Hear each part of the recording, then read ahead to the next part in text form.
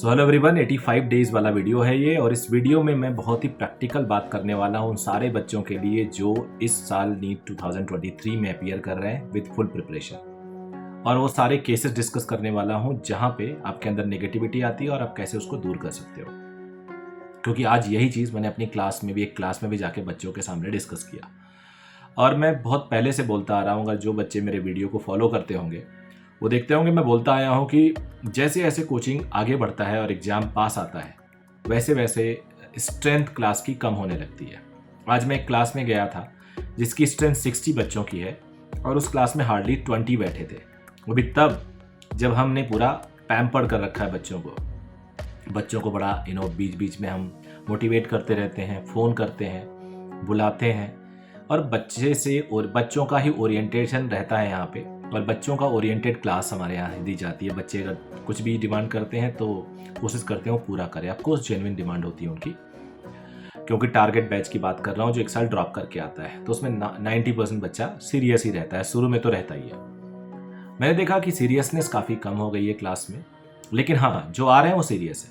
Number कम आ रहे हो, number ज़्यादा आ रहे हो, लेकिन वो बच्चे सीरियस हैं, वो ट्राई कर रहे हैं और कोशिश कर रहे हैं आखिरी तक। और सिलेक्शन उन्हीं में से कुछ लोगों का होगा। मैंने आज बच्चों से एक बात बोली। मैंने बोली, बेटा अगर तुम किसी को भी, चलो टीचर की बात ना मानो, हो सकता है तुम सोचते हो कि मिश्रा सर बोल रहे हैं तो ये बायस्ड होंगे, अपनी कोचिंग के बारे में बोलेंगे कि इनका रिजल्ट अच्छा आ जाएगा और इनकी तारीफ हो जाएगी, तो बायस्ड बोलेंगे, हो सकता है हमारे लिए ना बोल रहे हो। तो मैंने बोला कि तुम ऐसा करो, तीन सेक्शन जो मेरे यहाँ है उन तीनों सेक्शन के कुछ 2-4 टॉप परफॉर्मर की तरफ देखो तुम और उनको जरा फॉलो करो, कुछ दिन तक फॉलो करो। या अगर किए हो तो उनमें एक कॉमन बात आएगी। एक कॉमन बात ये आएगी कि वो रेगुलर रहते हैं, एक भी क्लास नहीं छोड़ते। दूसरी कॉमन बात आएगी वो पॉजिटिव रहते हैं, नेगेटिव बातें नहीं करते हैं। तीसरी कॉमन बात ये होगी कि वो डिसिप्लिन रहते हैं, बहुत ज़्यादा टाइम नहीं वेस्ट करते और बहुत ज़्यादा उनके पास फ्रेंडशिप नहीं है। ये सारी चीज़ें उनमें कॉमन पाई जाती है। और नेगेटिव लोगों यानी उसके उल्टा जो लोग होते हैं उनको भी फॉलो कर लो। वो एक तो नेगेटिव होंगे, एक तो वो रेगुलर नहीं होंगे और एक उनके बहुत सारे दोस्त होंगे। तो इतनी सारी चीज़ें एक बच्चों के साथ आप खुद ऑब्जर्व कर सकते हो और उससे डिसीजन ले सकते हो। तो बच्चों का डेफिनेटली इसमें पॉजिटिव रिस्पॉन्स आया, उन्होंने कहा हाँ सर बात तो सही है। एक नेगेटिव बच्चा जब होता है तो वो सिर्फ ब्लेम गेम खेल सकता है। शुरू में पेरेंट को ब्लेम करता है कि खराब स्कूल में एडमिशन कर दिया, कोचिंग को ब्लेम करता है ठीक से पढ़ाया नहीं, फिर सराउंडिंग को ब्लेम करता है, मतलब कुछ ब्लेम गेम ही चलता रहता है। तो अगर आपको इन सब से बचना है, अगर आपको इन सब से आगे बढ़ना है और आपको सिलेक्शन चाहिए ही चाहिए, तो इन सब चीज़ों को छोड़ो। अभी भी 85 डेज का टाइम है और इस 85 डेज में मैं आपको गारंटी के साथ कह सकता हूँ, देखो झूठ नहीं बोलता मैं, कि आपका सिलेक्शन हो सकता है। Even you are at 250 marks also. कैसे हो सकता है, कैसे प्लानिंग की जाए, उसके लिए रोज़ वीडियो बनाता ही हूँ। लेकिन डेडिकेशन आपका चाहिए, डिवोशन आपका चाहिए और पॉजिटिव एटीट्यूड तो मस्ट है। देखो सिलेक्शन बेटा हमेशा बच्चों का होता है।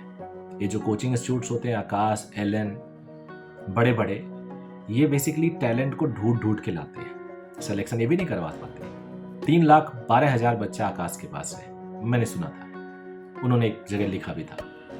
एलन के पास भी 2-2.5 लाख बच्चे होते हैं। इन दोनों लोग के पास सिलेक्शन वो पेपर में जो लिखते हैं 50-60 फोटो होती है, सिर्फ वो 50-60 फोटो, उन 50-60 फोटो के दम पे ये 3 लाख एडमिशन कर लेते हैं।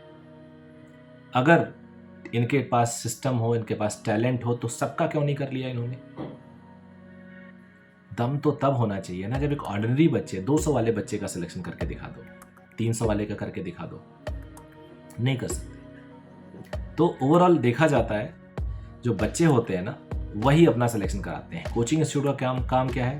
प्रॉपर गाइड करना, जो पढ़ाया जाए समझ में आए, टाइम से सिलेबस खत्म करना और अच्छी टेस्टिंग देना, ये काम होता है कोचिंग इंस्टीट्यूट का। अगर कोचिंग इसको ढंग से करे तो कोई प्रॉब्लम ही ना आए। तो मेरा यही आप सबसे रिक्वेस्ट है, किसी भी हालत में आप अपने मोटिवेशन को, अपने पॉजिटिविटी को डाउन मत होने दो। वही है जो आपको ड्राइव करेगा। रेगुलर रहो, कोचिंग चल रही है तो आओ।